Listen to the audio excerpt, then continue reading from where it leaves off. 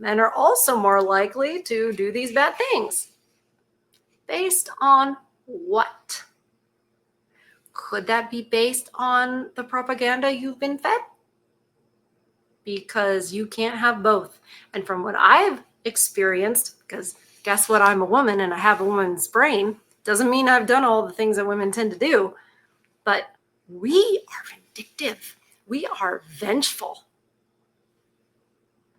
More and more, if you watch cop cam videos like I do in my spare time, you will see it. You will see it. We're a crazy ex-girlfriend, right? Well, you don't have that the other way around.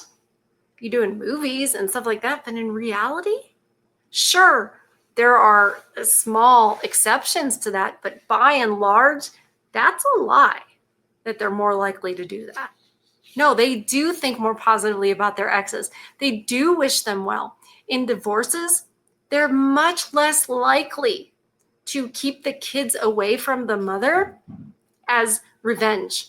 They don't use the kids like that because they would not want to do that to the kids. As long as the mother is safe and everything, they're like, I want you to have a mother. I want you to, have that relationship.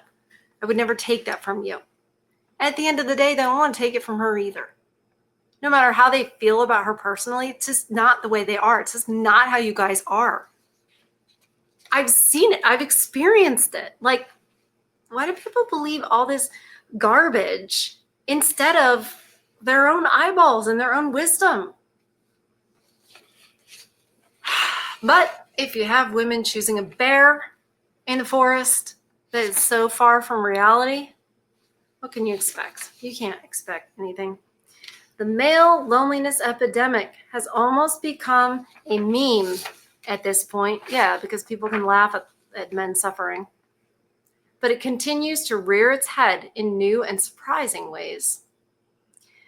Being the sole outlet for a man's emotional support and intimacy is a lot of pressure to put on any woman in a relationship. Are you serious right now? We were just talking about how men suffer with loneliness and everything, maybe because their hearts are being stomped on, they're being used and discarded and everything. But we don't want to talk about that. But we have to say that it's so difficult for women to be loved by the man. Like, I can't believe that these men have needs. This whole emotional labor baloney. Again, we're the victims. Oh my God. We're the victims of a man's good character and him wanting to be vulnerable with that one person and wanting to trust her. That's a gift. When a man gives you that and opens up to you like that, that's a gift. That's not a burden. My God, ungrateful. We're almost done. We've got to raise the next generation of boys to feel comfortable seeking closeness in other arenas of life. Well, don't you worry, because they are. They're seeking God. They're investing in themselves.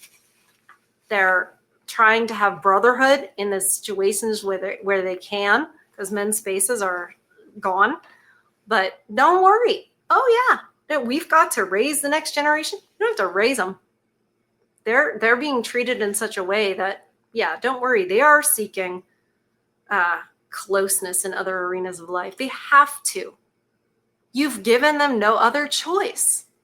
You've run them off.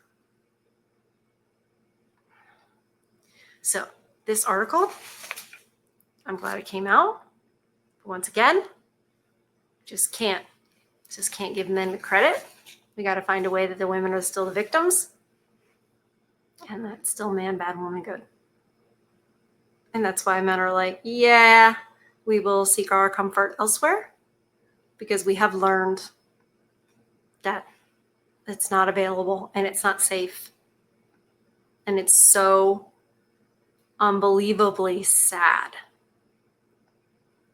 that men are shamed and accused of being hateful when they're just saying, hey, why are we being treated like this? I don't think I should be treated like this. You say that and you're called a monster. When in reality, seems like there are even studies, as if we needed them, to show otherwise. So, once again, I'm sorry, but all I know is fight the good fight with truth.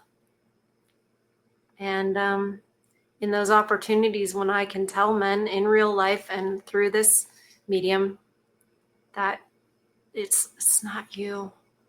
Not saying you're all perfect. Of course you're not. We're all humans. But you're not who they say you are.